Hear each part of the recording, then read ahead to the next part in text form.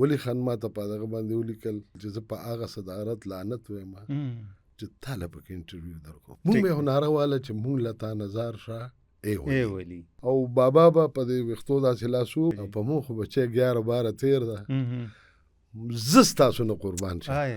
چې کاش چې دا میډیا وی او ولی خان ژوندی وی. بسم الله الرحمن الرحیم. السلام علیکم. پښتونخوا فوکس کې هرکلی. نن په دې خصوصي نشست کې د پښتونخوا فوکس منګ په سیاست خبره کوو چې سیاست آسان دی که ګران دی او بیا په قام پرست سیاست او هغه هم بیا په پښتونخوا کې چې د دې سیاست مقاصد څه دي او د دې په لاره کې خنډان څه دي او مطلب یې چې کم شخصیات تیر شوي دي او هغې په دې میدان کې کار کړی دی نو د هغوی ژوند سوره د کړمو او مشکلاتو ښکارو. که په دغه لړلیک کې په دغه قطار کې موږ نظر اچو نو ولی خان موږ ته په نظر راځي چې هغه د اصولي سیاست او د قام پرست سیاست ته موږ ته داسې ښکاري چې هغې پې ډېر زیات کار کړی او ډېر یو سټوډیو کې چې موږ سره څوک موجود دي نو هغې د ولی خان سره هم ډېر نږدې پاتې شوي دي او د وړوکوالي نه او بیا د سټوډنټ لایف نه هغې مطلب چې په سیاست کې برخه اخیستې ده او ماشاءالله دغه سفر د سیاست تر ننه پورې جاری دی. د عوامي نیشنل پارټۍ صوبایي جنرال سیکرټري حسین شاه خان یوسفزی صاحب چې د مینې نه ورته خلک خانجي وایي. خانجي پروګرام کې هرکلی او ډېره مننه. وخت مو راکړو. ستاسو مصروفیات سیاست روغې جوړې د کلي او د پېښور غم ښادي بیا هم تاسو موږ له وخت راکړو ډېر منندوی یو جي. ډېره مننه ټکر صاحب. دا زما دپاره زما د خوشبختي ده خوشحالۍ خبره ده چې تاسو سره ناست یم. د ولی خان سیاست د هغې انداز د هغې رنګ او هغه موږ ته د رښتیا دی په شکل کې ښکاري چې دغه کتاب یې چاپ کړی او په هغې کې ځینې حقایق لیکلي دي نو موږ وایو که د دغې حوالې سره ستاسو ځینې یادونه وي نو هغه موږ سره شریک کړئ نو ډېره مننه به. ټکر صاحب د ټولو ناول خو زه د خپل مرکزي صدر او د ځوانانو د سرلښکر د یمل ولی خان ډېره زیاته شکریه ادا کوم چې دا ټکی چې کوم دی چې دا رښتیا دي یا فیکټس آر فیکټس چې دي دا ولی خان دا استعلام منځته راوړی و. دا ټکی ما په دې نوم کتاب هم لیکلی بالکل ټیک ده جی. نو زه د هغه په دې ډېر زیات شکرګزار یم چې دا ټول هر څه د پلار نیکه او د په نقش قدم روان دی خو زموږ خلکو دپاره دا ډېره ذاته د ویاړ او د خوشحالۍ خبره ده جی چې ایمل خان داسې یو قدم واغستو چې د رښتیا دي په نوم باندې نن موږ ناست یو خبرې کوو. ټیک ده جی. ځکه چې بدقسمتي دا ده چې په دې وطن کې رښتیا چې دی ویل ډېر ګران کار دی. صحیح جی. او دا وطن د رښتیاو د نه ویلو په وجه باندې کم طرف ته روان دی اوس دي. نو یو دا او دویمه دا خبره ټکر صاحب ډېره زیاته چې حقیقت دا دی چې زمونږ د پښتنو تاریخ چې دی زمونږ د پښتنو تاریخ زمونږ اتلان دا زمونږ نه غلا کړی شوي دي. یو خو دا دی چې یو سړی وایي چې یا هیر شوي دي یا نشته یا څه کردار یې نه یا څه دا چې بالکل د یو لوی منصوبې تحت د صدۍ نه زیات نه زمونږ د صدۍ نه مخکې چې کوم اتلان دي زمونږ د پښتنو تاریخ ټول عمر زمونږ نه غلا کړی شوی دی. وس شوی دی چې دغه نه په نصاب کې راشي کار پې ونه شي. که مغول راغلی دی که سیک راغلی دی که انګریز راغلی دی که دا اوس دی نو دا ډېر لوی زه ډېر زیات شکرګزار یم او ډېر زیاته شکریه ادا کوم چې کم از کم د پښتنو دا تاریخ چې دی پښتانه اتلان چې دي د پښتنو کلتور چې دی چې دا ښکاره شي او د نوي نسل چې کوم دی چې دوی ته دا ښکاره شي. نو زه خو تاسو ټول ټیم ته خصوصا بس دا ستاسو خپل چینل دی پلیټفارم او موږ په تاسو ډاډه یو چې راځئ به دا خبرې به کوئ جی. نو خپل ګران ایمل خان ته او تاسو پوره ټیم ته په دې ډېر زیات مبارکي یم او ډېر زیات په خوشحاله یم. ښه جي. نو د ولی خان کتاب دا 1988 کې غالبا چاپ شوی و او جی رښتیا دي او په دې څه بندیزونه مو یې لګېدلي وو نو ستاسو څه په ذهن کې دي چې دا کله دا چاپ کېده نو څه روان وو څه حالات وو او چې راغې چاپ شو بیا څه کتابونه داسې لیکلی کېږي لکه یو سړی افسانه ولیکي یو سړی ناول ولیکي یو سړی شعري مجموعه ولیکي یو سړی بل ریسرچ وکړي دا د هغه انډیا آفیس لایبرری هغه ډاکومنټس دي چې هغه ډاکومنټس په ریکارډ پراته وو او ولی خان ناست دی، بابا ناست دی او هغه یو کاغذ چې کوم دی هغه راغستی دی او هغه په کتابي شکل کې چاپ کړی دی او دا د ډېر تکړه قلم او د تکړه وجود او د تکړه او د ویژنري خلکو کار دی. صحیح چې دا حقایق چې دي که نه دا منځ ته راوړل چې دي دا د کمزوري سړي کار هم نه دی. بالکل دا ټیک دا په ایمان هم مضبوط خلک غواړي، په عقیده هم مضبوط خلک غواړي، په نظریه هم مضبوط خلک غواړي. که نه دلته خو چې داسې روایات هم موجود دي. زه ډېر په افسوس سره وایم چې داسې روایت هم موجود دي چې د دغه وخت یو لیډر، د دغه وخت یو سیاسي سړي، د دغه وخت یو حکومتي سړي چې د هغه عبدالقیوم خان نومو، خان عبدالقیوم خان به ورته وي، هغه کتاب لیکلو ګولډ اینډ ګنز، چې هغه کله وزیر اعلی شو نو وړمبۍ پابندي په خپل کتاب ولګوله. دا عجیبه کار او په خپل کتاب یې داسې ولګوله چې په کتاب مې پابندي ده، خو بیا یې ورسره عجیبه چلبل وکړو چې که چا سره دا کتاب ښکاره شو یا د چا په دکان کې ښکاره شو یا د چا په کور کې ښکاره شو نو به ګرفتاریږي. نو خلکو کتابونه د یاري نه وسوځول، خلکو سیند ته واچول. دوره توان یې بیا نه لري چې خپل کتاب باندې په خپله باندې بیان ولګو، پابندي ولګوله او که چا سره ښکاره شو به ګرفتاریږي، نو خلکو وسوځول او سیند ته واچول. صحیح جی. د ولی خان ځینې خبرې به درنه اورو خانجي، د هغوی د اصول ډېر ذکر کېږي چې مطلب ډېر اصولي سړی و، په سیاست کې ډېر قداور سړی و. نو موږ خو اورو، نو که تاسو خو بتلې ډېر نږدې ورسره پاتې شوي یې چې دغه د اصولو څه خبره یې لږه وکړئ. زه خو چې خپله خبره تاسو ته کوم، زه خو چې په ښه بد پوه شوی یم. لکه د سکول د میټرک نه پسته یا ایون په اتم نهم لسم کې زه د باچا خان او د ولی خان دواړو د الله په ګور نور کې ډېر نږدې ورسره مونږ پاتې یو. زموږ د پي اس اف د هغه وخت ملګري چې دي میا صاحب او کانسي صاحب او صدرالدین مروت الله دې وبخي، ایوب شاړی او ارباب الطاف او دا بدرانه ملګري که ټول نمونه عالم بیا ورته ساجد ترین او څوک ځینو کې دغه دي، دا ټول مونږ د هغه وخت د ارباب ظاهر او شهید ډېر ملګري داسې وو چې مونږ زرګونو په تعداد کې مونږ ټول پاتې یو او مونږ د دې مشرانو سره بیا خصوصا مونږ ډېر زیات نه، زه به ذاتي ته وایم چې ډېر زیات نږدې. نو ولی خان جي ګوره جي جنرال حمید ګل لیکلي دي، دا به زه د هغه خلکو خبرې کوم چې هغوی به یو قسم مونږ ته دشمنان وي او یو مخالفین. جنرال حمید ګل د صدارت قصه چې لیکلې ده چې کله د ضیاء الحق د شهادت نه پسته یا د وفات نه پسته یا د کریش نه پسته دغه وشو، نو 3 کسانو ته مونږ خط ولېږو صدارت څوکۍ چې سنبال کړي ښه جي چې تاسو د انټرویو دپاره د ډي جي عیسی مو د انټرویو دپاره راشئ ټیک ده جي د پاکستان د صدارت دپاره. صحیح جي. دا د هغه نه تپوس شوی دی په دومره خپل پروفیشنل لایف کې د چا نه ډېر زیات متاثر دی. ټیک ده جي. نو هغه ویلي دی چې زه د ولی خان نه. ښه جي. او ولی خان ما ته په دغه باندې ولیکل،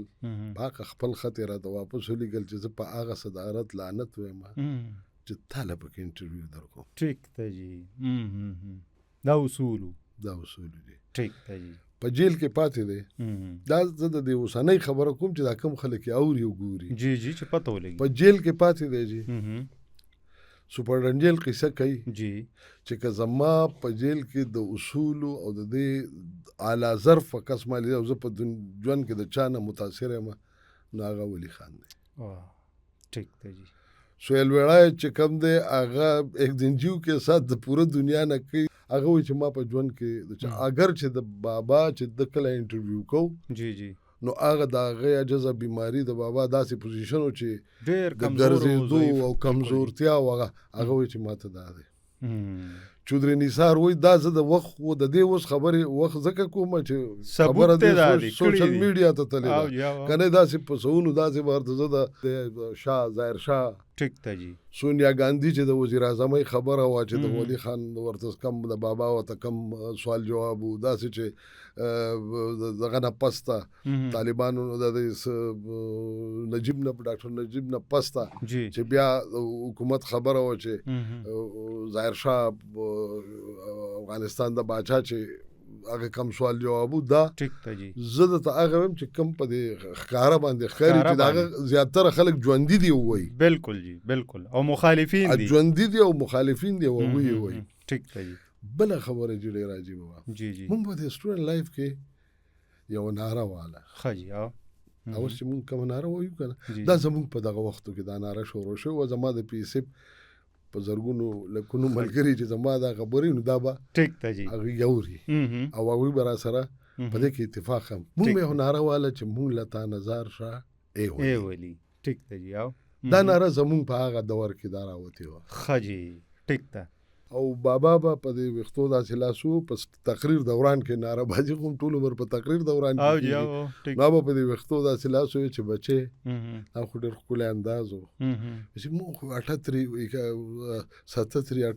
71 72 ته رسېدلي یو او په موږ خو بچې 11 12 13 ده زه ستاسو نه قربان شم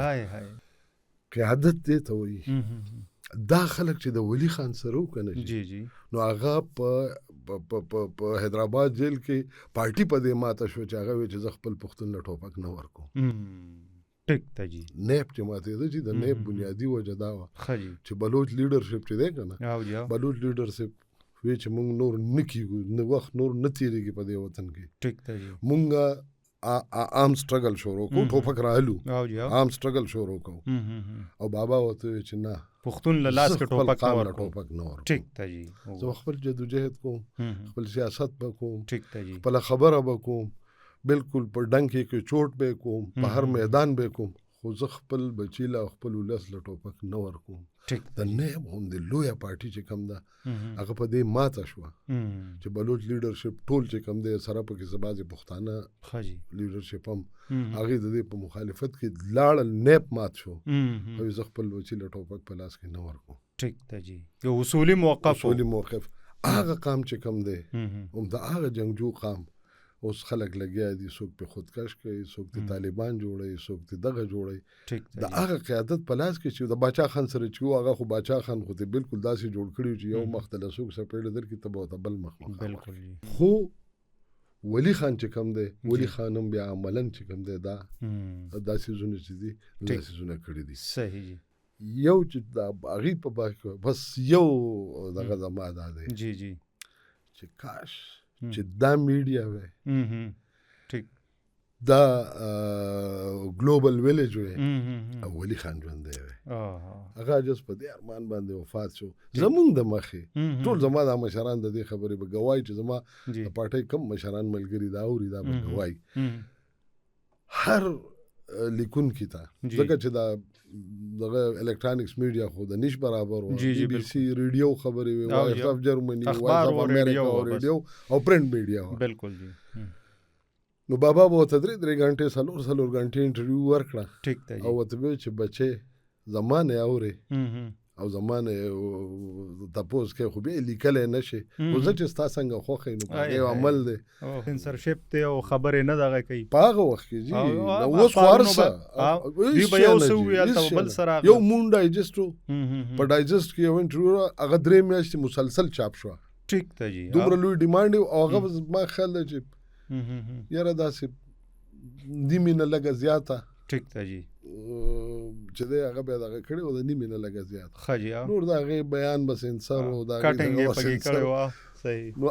هغه د نیمې نه زیاته او بیا دومره مشهور شو چې مون ډایجسټ هغه 3 میاشتې ابه میاشتیزو نو هغه میاشتیز چې کوم دی 3 میاشتې مسلسل هغه چاپ کړه د خلکو په ډیمانډ باندې نو بس هغه یو څیز و ټیک دی بابا وی صحیح چې میډیا و لکه پورا و خان جي تاسو خو ماشاءالله چون کې سټوډنټ ټایم نه او بیا یونین او بیا مطلب فدریشن نو ځوانان خو یې داسې لږ تیزې جذباتي نو که داسې څه خبره به وشوه نو د ولی خان د نصیحت انداز څنګه و یا به تاسو څنګه ډیل کولی په یو معامله کې غصه به یې کوله کو ډېر په نرم انداز یې څنګه و یاره داسې ده چې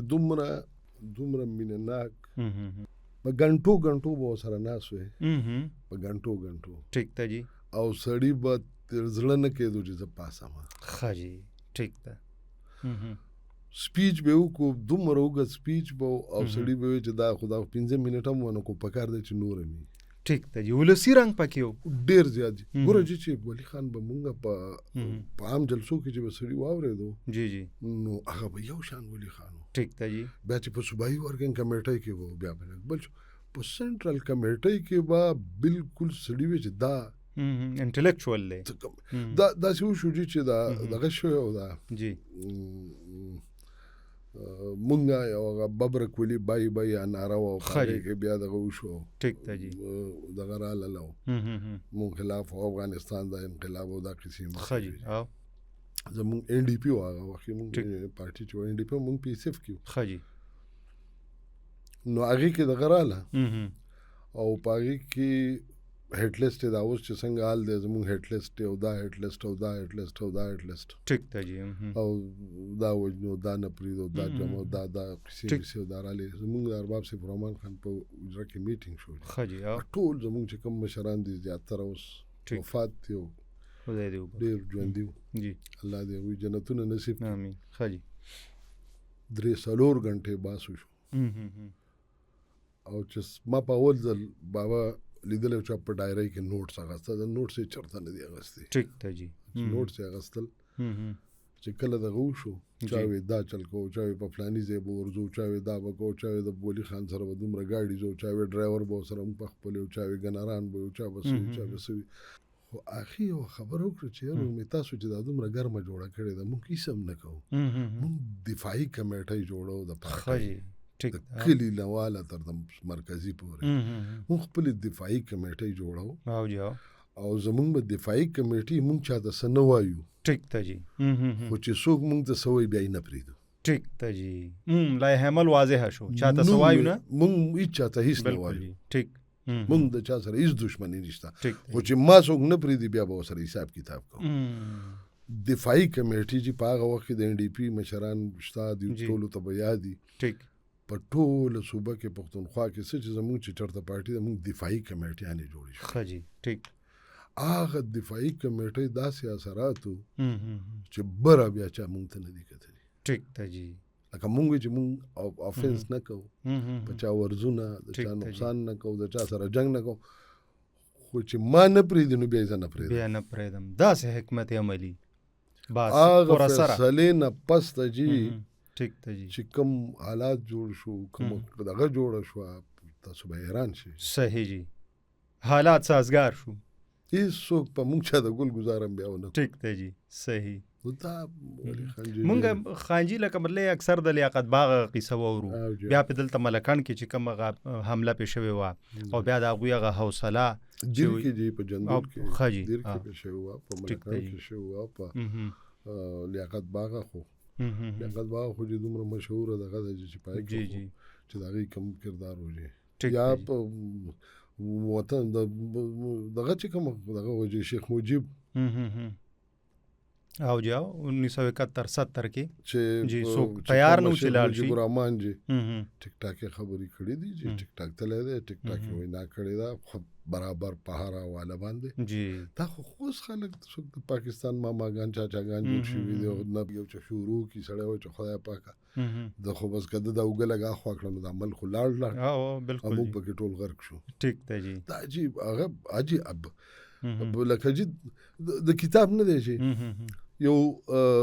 پنجاب کې چرته یو سړي دغه ورکو خو د ضیاءالحق مارشل الله او خلک ډېر ګرم قودات وړي دي او سزاګانې دي او دغه دي پانسیانې دي او یو بد حل جوړ و د ضیاءالحق خو ډېر عجیبه مارشل الله وه که بالکل جي. په هغې کې یو دغه جوړ شو یو سړي چېرته د پنجاب څوک ګجرانواله ده یا څه د دغه طرفونو یو وکیل بیان ورکو ښه جي چې د ولي خان کتاب چې دی او دا دی غدار دی او دا د وطن داسې دی او دا د چېرته منلی نه دی او باچا خان نه دی منلی او زه به پې کیس کوم. ټیک ده جي. هغه وکیل ته یې خط ولیږو جي ټیک چې ته داسې مهرباني وکړه چې زه خو په داسې سړي پسې ګرځېدم چې په ما کیس چې په ما کیس وکړي. ټیک ته جی او په ما کیس وکړي، خو ته دومره مهرباني وکړه چې وکیل بې پیسو بغیر فیسه چې کیس کوي نو خوند نه ورکوي. نو ته داسې مهرباني وکړه چې تاسو څومره فیس دی چې هغه زه درولېږم چې دا کیس په نه راباندې اوه چې فیس یې زه درولېږم، فیس زه درولېږم نو چې ته بیا کیس وکړې. ټیک ته جی. ارشاد احمد حقانی چې دی جی، ارشاد حقانی د ضیاءالحق سره په هغه وخت کې انفارمیشن منسټر و. ټیک او جی دا بابا دا کتاب چې دی کنه جی دا خو د فرنګي د وخت را روان دی، دا غویا ډاکومنټس دي بالکل دا ریکارډ. نو دا خو جی بابا ولیکو، دا کتاب ولیکو د پارټیشن پورې. ټیک ته جی او د 47 جی بالکل دا کتاب د 47 پورې راغی. او جی ارشاد حقانی ضیاءالحق سے بولے گو چې ته دا چلو که چې ته لاړ شه او دا انډیا افیس لایبرری چې ده په انګلند کې جی ته لاړ شه او دا دغه وګوره جی دی ولي خان چې دا کم څه لیکلي دي او جی او ته ثبوتونه راوړه چې د ده سره حساب کتاب وکړو. ټیک ته جی او دا په ولي خان په خپله په جلسو کې موږ ته خبره کوله، په پریس کانفرنس کې به هم کوله او دغسې په نجي محفلونو کې به هم کوله. جی جی ارشاد حقانی چې تلی دی جی لکیلی ان لکیلی او جی بابا الته موجود دی. ټیک ته جی او بیا په لایبرری کې ناست دی، نور حقایق راټولوي، نه پس ته چې کوم دی نور راټولوي. ټیک ته جی ارشاد حقانی ورسره چې ملاو شوی دی که نه زه د بابا د خولې خبره ده، چېرته د زاړه ویډیوز وګورئ په دې کې به دا رام شي په تقریرونو کې به. جی جی ارشاد حقانی چې ناست دی جی چې کتلی دي بابا سره، نو هغه ورته چې دغه دی بس نو ورته ویې چې یاره ما د دې پاکستان ته جوړېدو پورې د 47 پورې لیکلی دی، اوس دا باقي د 47 نه پس ته مې شروع کړی دی چې پس ته څه پوزیشن دی. ارشاد حقاني چې واپس راغلی دا د بابا د خولې وینا وه. ضیا صاحب ته ویلي دي چې یاره جي خلاره کښېنه دا د اوسه پورې چې لیکلي دا خو ټول مړه دي، په ژوندو پسې شروع کړي دی، اوس د دې شي نقلا شو، اوس خو هغه ژوندو پسې شروع کړې ده. چې دا خبرې دغه شوي دي که نه ضیاءالحق بیا په قلار شوی دی، وکیلان بیا په قلار شوي دي. قیوم خان په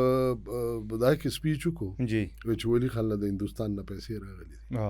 بالکل الزام یې ولګو چې خپل په مشران کوټ کې جی په کوټ کې دغه جمع کو جی چې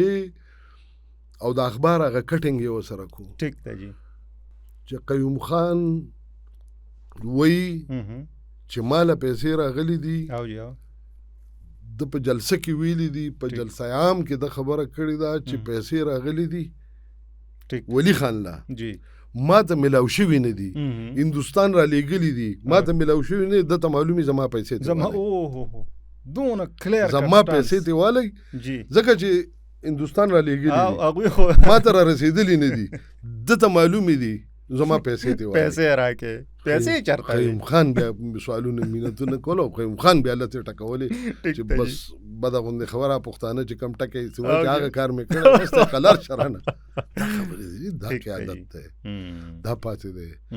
تاسو ته 73 کانسټیټیوشن وګورئ جی جی بالکل سوره کارنامه د لویه 73 ګورو جی باچا خان جی باچا خان راپاسېدو جی د فرنګي خلاف جدوجہد وکړو. د فرنګي د تلو په نتیجه کې د باچا خان او د باچا خان د ملګرو د تلو په نتیجه کې پاکستان جوړ شو. ټیک ته جی ټیک شو جی بالکل چې پاکستان جوړ شو، پاکستان صرف د پښتنو خو نه دی، پاکستان د پښتنو نه دی، پاکستان د پنجابي دی، پاکستان د بلوچي دی، پاکستان د سندي دی، پاکستان د پښتون دی، بلکې زما په خیال چې پښتون اجز پکې په څلورمه درجه کې هم نشماري. ټیک شو جی دا باچا خانو جی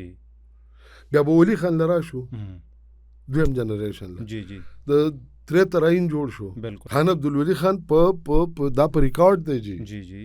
اب په اسمبلی کې وایي چې بټو صاحب زه د خپل ژوند واحد فیصله کوم فلور اف د هاوس باندې وایي جی چې زه د خپل ژوند واحد فیصله کوم ټیک چې زه هغه سړي له د اعتماد ووټ ورکوم چې زما په اعتماد نشته. وګوره ټیک هغه سړي د اعتماد ووټ ورکوم چې زما په اعتماد نشته. ولی ورکوم بیا یې پسې چې مثال ویلی دی چې یو سړي په خر باندې بنګړي بار کړي او یو پولیس والا راغی یو ډنډه ورته راواچوله چې دا څه دي، هغه ورته وایي چې که بله ډنډه دې راواچوله بیا هېڅ هم نه دي. زما ملک چې دی دا یوه ډنډه خوړلې ده او دا د دویمې ډنډې متحمل نه دی. سیاسي د دویمې ډنډې متحمل اپوزیشن کې چې څوک دي ولی خان دی مفتی صاحب دی پروفیسر غفور صاحب دی داسې خلک دی چې هغه تفصیل لاړم چې تاسو د اویایم د اسمبلی اپوزیشن راوالی تاسو ته پته ولګي چې دا اپوزیشن وڅوک څومره قداور شخصیات څومره لوی شخصیاتو هغه په یو په 2 سیټه د اپوزیشن لیډرو صحیح جی په 2 سیټه نو هغه 73 آئین چې جوړ شو نو 73 آئین خو چې پښتنو نه دی جوړ شوی 73 آئین خو ټول پاکستان له جوړ شو او هر سړی نن وایي چې د 73 آئین او د 73 آئین د 73 آئین او د 73 زکه د 73 آئین وایي چې هغه حقیقي مانو کې د قوم آئین بالکل یو دا ټول ملک یې تړلې باچا خان مطلب بیا ولی خان و اسفندیار خان جی اتلسم ترمیم راغی جی اتلسم ترمیم د صوبې نوم د صوبو خود مختاری NFC ایوارډ د دومره لوی نعمتونه دي او د هغه نعمتونه رالل او هغه نعمتونه چې محکومو صوبو ته یا نورو صوبو ته ملاو شو دا خو صرف پښتنو ته نه دی ملاو شوی نو که باچا خان جنگ کړی پاکستان د ټول پاکستانیانو دی که ولی خان جنگ کړی دی نو 73 آئین د ټولو پاکستانیانو دی که اسفندیار خان جنگ کړی دی نو اتلسم ترمیم آئینی ترمیم چې د ټول پاکستان دی او د پښتنو بالکل جی نو لکه دا داسې دی اوس ایمل خان چې لګیا دی جی ټیک ایمل خان د ټولو پښتنو خو خپ نرو په ایماندارۍ کوي خو د پوره پاکستان خبره ماغه کوي بالکل جی بالکل پس د هرې صوبې هغه خبره کوي د هرې صوبې هغه پورته کوي د ټولو نه کشر دی خو د کم وای د باز د جالې نه باز پاسي د کمې جالې د کم ځای نه د کم ځای کې چې د هغه براټ اپ شوی دی په کم یو تاریخي چې ورته کومه سلسله او کومه کړۍ ملاو ده او کم څه ورته په میراث کې هلته په میراث کې هېڅ څه خوشحالۍ نه دي پاتې هلته په میراث کې څه بنګلې او جایدادونه نه دي پاتې هغه په میراث کې هغه ته څه چېرته د دنیا دغه نه دي پاتې هغه ته چې د پلار نیکه نه کم وراثت را روان دی مونږ پښتانه چې وایو خدمت تهمت او د خلکو خبرې او د خلکو سپکې سپورې او د خلکو باچا خان چا نه دی معاف کړی ولی خان چا نه دی معاف کړی اسفندیار خان چا نه دی معاف کړی ایمل خان څوک نه معاف کوي خو د ولی باغ د باچا خان د کورنۍ د پښتنو د دې لوی کور او د پښتنو د دې تاریخي د صدۍ نه زیات تاریخي تحریک چې دی دا د هغې ذمهوارۍ دي ایمل خان به ټیک ټاک دا به وجوړي ایمل خان به سره د تهمتونو دا به وړي دا د ایمل خان ذمهواري ده دا ایمل خان ته په میراث کې پاتې ده ډېره مننه خانجي راغلی او انشاءالله تاسو نه به دا قیسې اورو که خیري او د خپل ځوانانو ته به رسو چې دوی ته پته ولګي چې دغه مطلب چې سیاست څنګه او مطلب څومره سخت او اسان خو نه او نور که ستاسو لخوا ځوانانو ته کوم میسیج وي نو تاسو موږ سره شریکولی شئ ټکر صاحب داسې ده چې پښتانه او پښتون ولس چې په کم ځای باندې ولاړ دی دا نن چې څه کېږي جي څومره پښتانه چې دی جي دا زموږ وروڼه دي موږ یو تن موجود دي بالکل ټیک دا چې د یو بل په ګریوانونو پورې نښتي یو دا چې د یو بل په سپکاوو پورې نښتي یو دا چې په یو بل په دې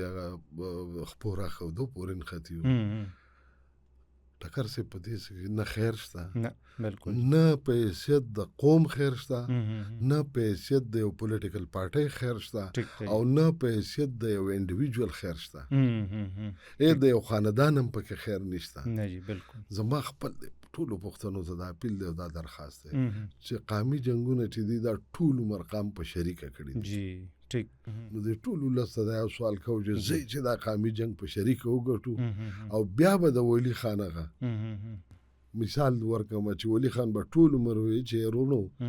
دا پټی چې دی دا د بل په لاس کې دی دا قبضه دی راځئ چې دا پټی خپل کو اوس مونږ پټی د هغوی سره قبضه دی څوک وایي زه پکې شړشم کرم څوک وایي زه پکې غنم کرم څوک وایي زه پکې اوربشې کرم څوک وایي زه پکې جوار کرم راځي چې دا پټی په شریکه خپل کو بیا چې پکې څه خوښوي که څوک پکې غنم کوي څوک شړشم کوي څوک غنم او که زموږ غوندې لیوني پکې چې کوم داسې ګلونه دی یو کال دپاره تش ګلونه کري نو چې دا پټی خپل کو ټیک ده جی نو بیا به مونږ حساب کتاب وکړو. چې اوس پټی ورسره د بل په قبضه کې دی، مونږ یو بل نه اوسګاریږو. صحیح زما خصوصا د ځوانانو ته دا درخواست دی ټیک ده جی چې په مونږ تېره ده، زمونږ وخت ختم دی، مونږ الله دې خیر لري، سبا هیڅ چا نه دی لیدلی. خو ستاسو وطن دی، ستاسو دولتونه دي، ستاسو مال دی، ستاسو زر دي، ستاسو دغه دي. صحیح او جی زمونږ د هیڅ چا سره هیڅ دشمني نشته، د باچا خان پیروکار یو چې زمونږ نه څوک قلاري، مونږ د هیڅ چا په کار کې هیڅ کار نه لرو، خو زمونږ د ګریوان نه دی دا خلک ګوتې وباسي. ټیک ده جی ډېره مننه خانجي، او ډېره ښکلې خبره مو کړه. حقیقت دا دی چې هر څه شته که نشته نو اتفاق نشته. دوی چې کم غږ په پښتنو که په ځوانانو چې یو شی ځان کې اتفاق پیدا کړي او چې کم قامي جنگ دی د دې خپل ولس دپاره د مسلو کشالو د اواري دپاره،